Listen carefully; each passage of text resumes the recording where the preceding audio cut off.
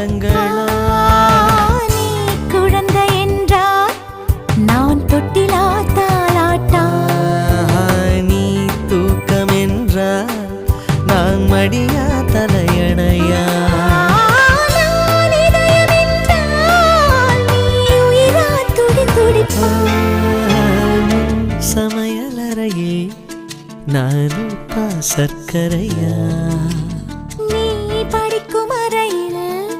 நான் கண்களா புத்தகமா